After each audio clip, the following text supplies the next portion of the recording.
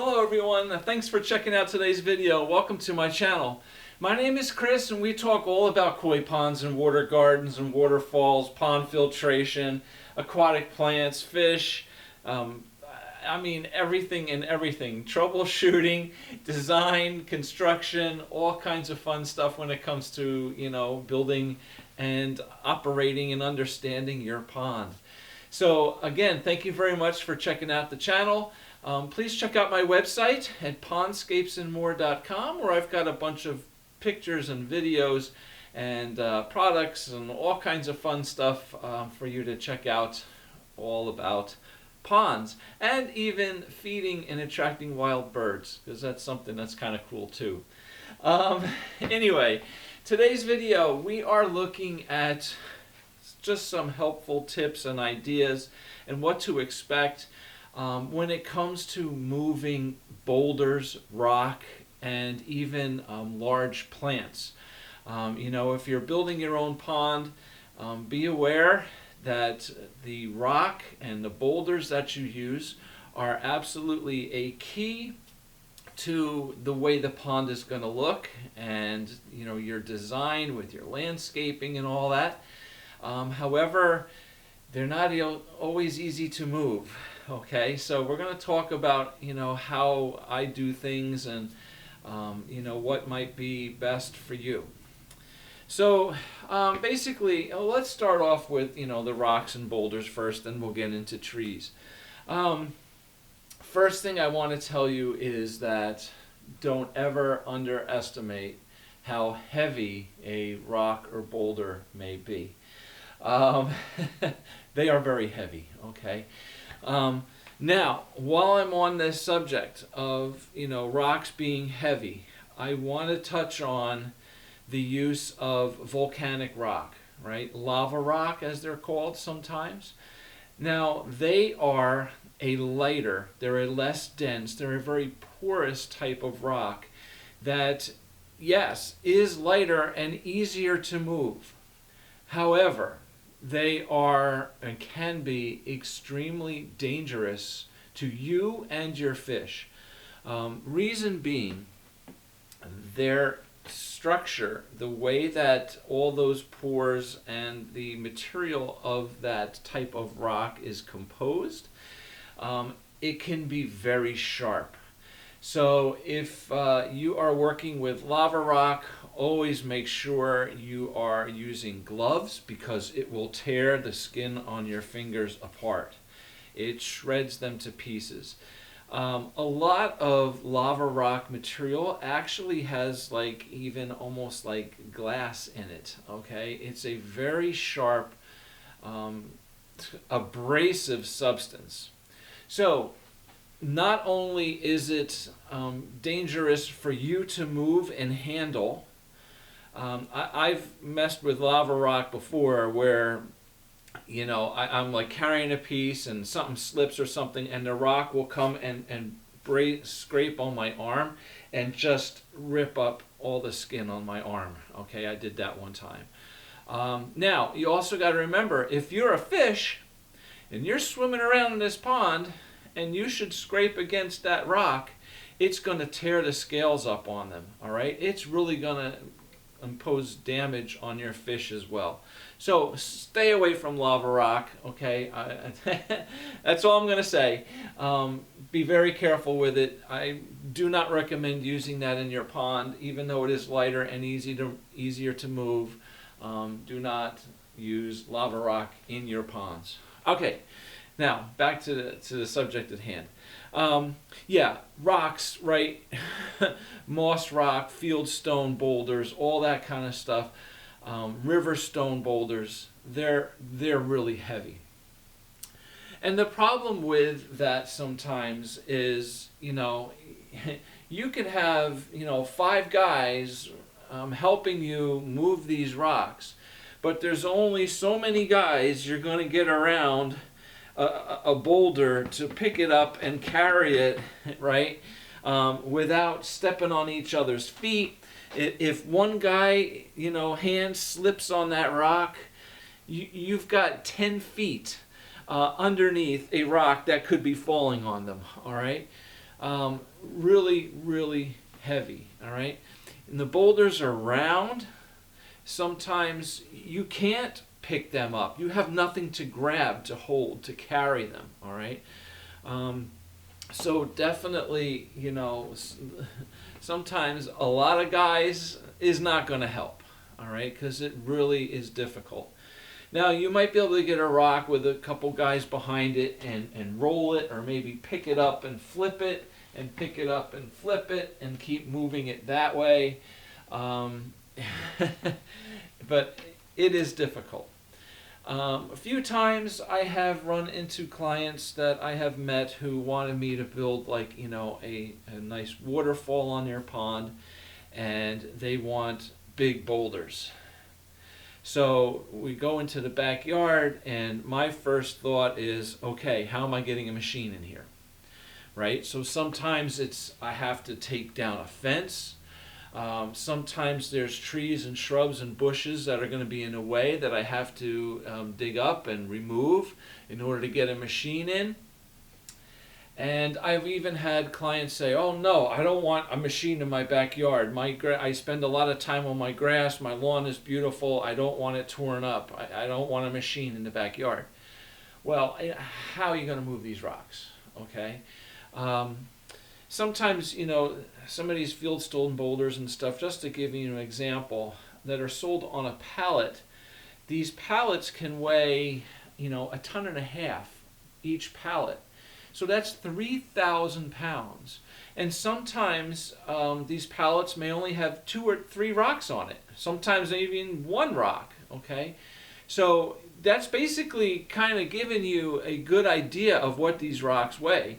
If you have a pallet that's 1.5 tons, that's 3,000 pounds, and there's 2 boulders on it, those rocks are going to be, right, about 1,500 pounds apiece, or at least over 1,000 pounds each. A couple guys ain't moving that. All right, you can't. You're going to need a machine. Definitely, whenever I do a job and I have to move big boulders, I'm getting a machine. Basically, even just having a bunch of guys doing this, like I said, it is really back-breaking work to try to move these boulders. And a lot of things can happen, right? You're carrying it, your hand slips, the rock falls, it can hurt your feet, your legs.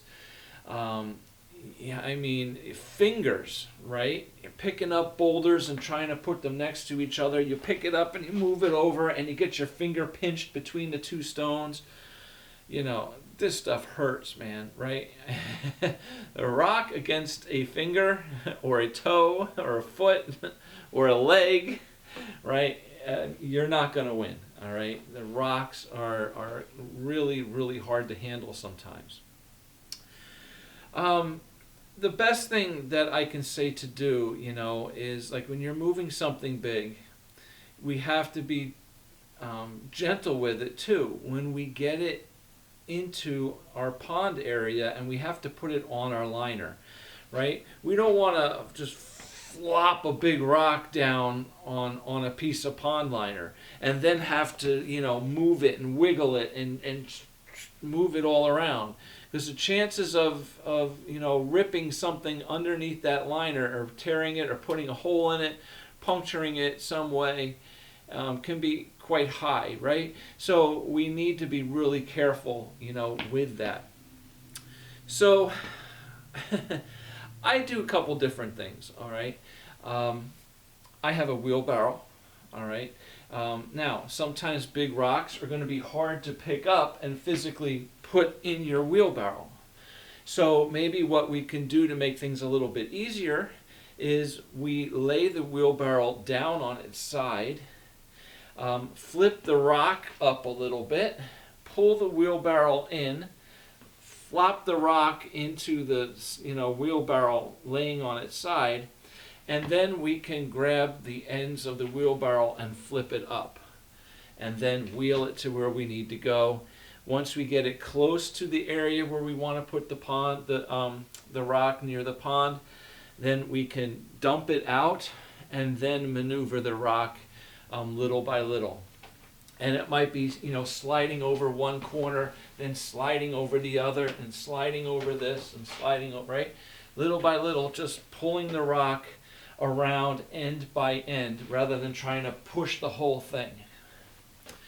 Also, there are big nylon straps. I don't have one here right now, but I've used the big yellow wide straps that actually used to like tow cars and stuff like that. And basically you can put an end of the strap around one arm, around one wrist, the other end around the other, and put the strap around the boulder underneath and pick it up and pull it that way. And kind of, again, we're not looking to pick up the whole rock and carry it over someplace. You're probably not going to be able to do that.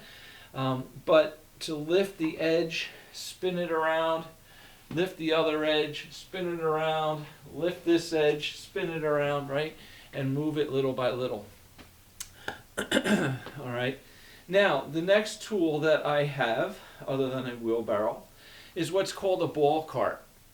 So a ball cart is basically a big upright dolly almost that has a rounded, curved area on the bottom that's used to scoop underneath the ball of a tree, and you can then flip the tree back and wheel it around wherever you like.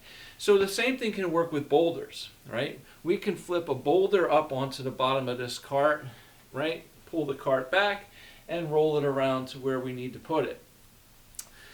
That's a really good tool too. Now let me also say, if you don't have a ball cart, which not everybody does, right? Or, a nice wheelbarrow. I would talk about a wheelbarrow here more for homeowners. If you're going to get a wheelbarrow, make sure you get one with those big wide turf tires on it, all right? Don't get the thin little tire that you get at like Home Depot wheelbarrows and stuff like that. I'm telling you, they are not good, all right? A couple reasons. One, they go flat easily. I've punctured way too many of them. And they even make solid tires, right? That don't have air. But they're a thinner tire as well, like a standard wheelbarrow tire. Those are even worse. The only time that those wheels are good is when you are on pavement. All right. The minute you start pushing that solid tire, or even the air tube tire, the thin one, into a grassy or muddy or wet or mulchy area, it's just gonna sink in the mud, and it's just going to be really hard to push. Okay, so yeah, never do that again. Every wheelbarrow I get has those big wide turf tires on them. They last so much longer. They're more durable. They have a tread on them so they don't puncture so easily. And the wider tire just gives you more stability, and it's better for pushing through muddy areas or mulch and stuff like that. Okay, so there's your tip for the day. Okay, buy a wheelbarrow, always get the big thick turf tire on it. Definitely worth the money, believe me. All right, so now my last option for big rocks, right, is going to be a machine. So there's different types of machines, right? We can get like a loader with the bucket on the front. We can get a loader, instead of a bucket, have pallet forks on it, all right, which are really great. Or we can get a smaller excavator, all right? Now, for me, the excavator is absolutely the best choice. Just simply because it gives me the ability I use chains for my rocks. I chain up the rock, I loop a chain around, bring a chain on the other end, and then lift it up over the bucket with a loop on the bucket, and I can literally just pick up my boulder, swing it over, reach out and just set it down nicely and place it right where I want it. Once I place it there, I can pull my chains off and we're set, okay? Now, another good tip for you, if you are placing boulders around the edge of your pond or on a waterfall, larger boulders, what I really like to do is I set all my rock and boulders in concrete. I mix a Portland mix with sand. And if you're not sure how to do all that, I have another video on using concrete in and around your pond. It's right here. You might want to check out that video. It's actually a pretty popular video here on my channel. But it'll tell you how to mix all the concrete and stuff. But what the concrete does, when you place your boulders down, I put a nice little bed of concrete, underneath on my liner, and then set my boulder down on top of it. What that really does is not only going to dry and hold that boulder nice and secure, it provides a cushion. It really provides a nice cushion between the liner and the rock boulder itself. Now, granted, you can put your boulder down and sometimes some of that cement just goes right and squishes out. But there still is some underneath it. And it also allows you, once your rock is set in place on your liner, to kind of move the rock a little bit easier, because it's like having like a little grease underneath it, right? It's just kind of slides around, and you can push the rock over closer to another rock and slide it right in place, or, just angle it just right. Definitely a big advantage, right? Using a little concrete underneath, your boulders when you set them in. The other thing too I want to mention is I have a bar with a flat end on it, and that's really nice. Okay, again, we have to be very careful on the liner, right? So we don't want to stick the point of the bar into the liner to try to move a rock, right? We can't do that. But what we can do is, say I have to push a rock over a little bit. Say I have a big rock here, I want to push it this way a little bit. I can put another flat, smaller boulder here next to it, and I can put my pry bar over that boulder and slightly underneath the rock I want to move, and simply push down and lift that boulder up just a little bit so that it can be pushed in. Okay? So stuff like that, right? A nice bar. When I do my move my boulders with an excavator, I do use a heavy chain, like a DOT chain. I used to have a machine that I would chain up on a trailer, and I have those chains. So I use those chains when moving big rocks and boulders. The thing we have to remember with that too is that if we are chaining up a boulder, we want the chain like here on the outside edge, and then coming up around the outside edge of the other side, and we want to pick it up in the middle. So we need to arrange our chains so that it's like that, so that if I chain it here and put a loop on this side of the boulder, I don't want to then lift it and have the rock go like this, right? You want to pick it up nice and even and flat and straight. Another thing I've done, sometimes I've gotten a load of boulders where they're just covered in mud. They're really dirty. All right. Sometimes it's beneficial if they're really dirty and got mud and dirt and stuff all over them. We don't really want to put that into our pond and into our concrete, right? So if I have my excavator, I'll pick up the boulder, I'll bring it on the side, and I'll have a water hose, and we can spray down and rinse that rock off, right? And then bring it back over and set it in our pond, in place. So just another little tip there as well, right? Now, chains are great. Straps are really good as well, to cinch it all up and move it. If you are using an excavator, keep in mind that the front of the excavator has a blade, all right? That blade goes down for extra stability. You put your blade down in front of you, you can pull your boom arm out, and you can pick things up like really nice and high, like nice big, no problem. You have that extra support in front of you to pick it up. But when you pull to the side, all right, if you extend out, you no longer have the support of that blade and the machine can just tip. All right, so be really careful with that. Right, you can come on the side of your machine, pick up a boulder right here, no problem, and then as you reach out, the machine's going to go. All right, so set your machine up in such a fashion that you have stability.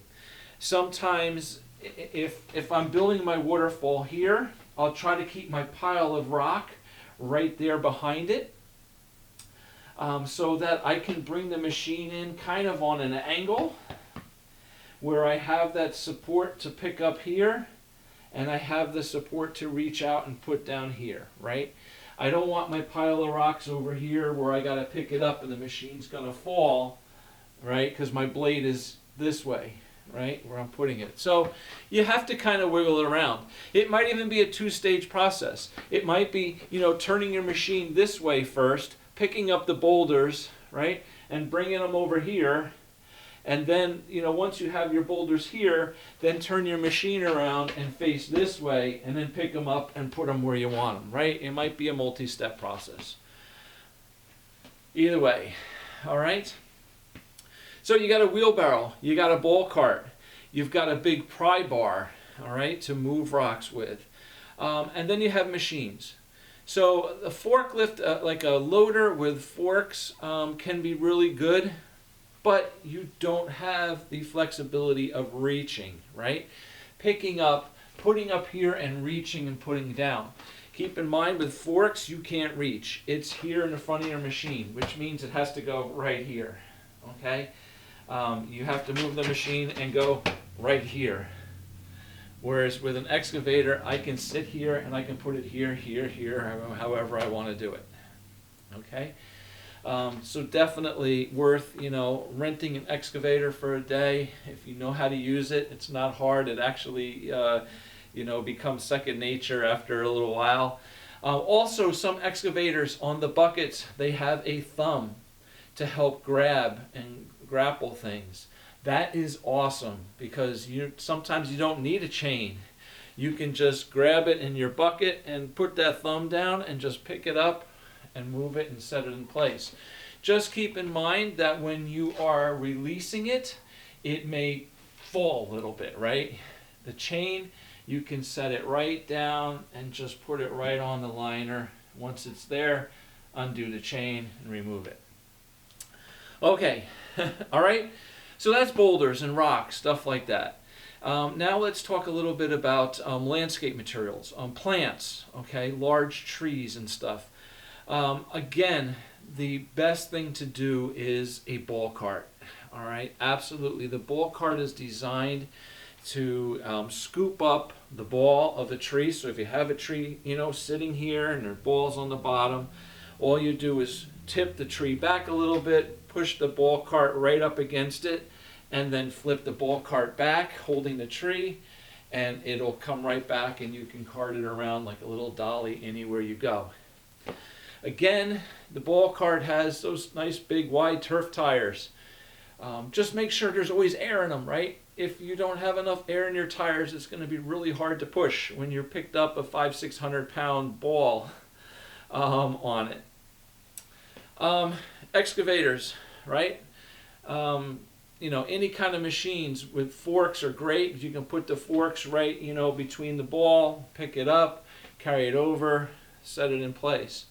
I like using the excavator as opposed to a loader simply because I can dig my holes, right? Dig all my holes, then go over. I can use the chain. I can, if the ball has the wire cage on it, I can chain them with hooks, pick it right up, bring it over, set it right next to my hole, and then unchain it and simply stand the tree up and slide the tree right down into the hole. All right. Now, there's also these special kind of hooks. They're actually, I believe they're actually hay bale hooks. They're hooks that they use to move hay bales with. These things are awesome for moving these trees, especially when they have those wire cages on the ball. Because you can just hook the cage, right, and pull the tree, lift it, pull it, spin it, move it. It's a lot easier to do that. So definitely these things here are really great if you're moving a lot of bigger trees, especially with those wire cages. If the ball is hand dug and it's all rope and burlap, sometimes you can grab that rope as well, but sometimes if the tree's been sitting around for a while, that rope can get a little dry rotted and it won't be as secure. It can break, but it's an option as well. All right, so a wheelbarrow, if you have to lay it on its side, flip something into it, then pick it up and maneuver it that way, or a ball cart, definitely. Yeah, so it is a project, moving this stuff, the rocks and boulders. Like I said, it's very deceiving. You won't believe how much this stuff actually weighs. Like I said, I've had clients that just say, oh, I want a big waterfall, bring it in, build me a waterfall. And it's like, oh, but I don't want a machine in the yard. Well, how are you going to move that, right? I want to share with you one last trick I did one year. I had to move a big weeping Japanese cutleaf maple from the guy's driveway into the backyard. We were planting it in an area between his pool and his patio off of a sidewalk. Big heavy ball. I did not have a machine there to do it. So basically what I did is I took a bunch of sections of maybe 4-foot sections of 2-inch PVC pipe. You probably cut like 5 or 6 of them, and I had a piece of plywood. And basically what we did is we had the tree in the driveway. We laid it on its side. I put down the PVC pipes and put the sheet of plywood on top of the PVC pipes. Then we flipped the tree back up on top of the plywood, and we basically just pushed the tree, right, using the PVC pipes as a roller underneath the plywood. And as we pushed it and a pipe came out the back, we put the pipe in the front. Pushed it a little bit more, took a pipe or 2 out of the back, put them in the front, and kept pushing. As long as we went, on the sidewalk, on the driveway, on the patio, it was a piece of cake. However, on the grass and stuff, it's going to be very difficult to do something like that. But when you have a flat, hard surface, yeah, I mean, the ball was, probably 4 foot, 5 foot in diameter, and we just literally just pushed it on the plywood. Really, really easy. So that was a good little trick there too. All right, so all right, I'm going to wrap it up there. It's just a little different video today, but hopefully, some information that can help you and give you some ideas if you're looking to build your own pond and doing some landscaping, and you got to move some trees and boulders and rocks around. Hopefully that helped you out a little bit. So thank you very much for watching the video. I really appreciate your support here on the channel. Please hit the little thumbs up, the like button. Subscribe to the channel if you're into koi ponds and waterfalls. I have a ton of information here for you guys. A lot of different videos on so many different subjects pertaining to koi ponds and water gardens. So please take some time, take a look around. Thank you very much for watching. Hopefully we'll see you back soon. Take care. Have a great day. Bye.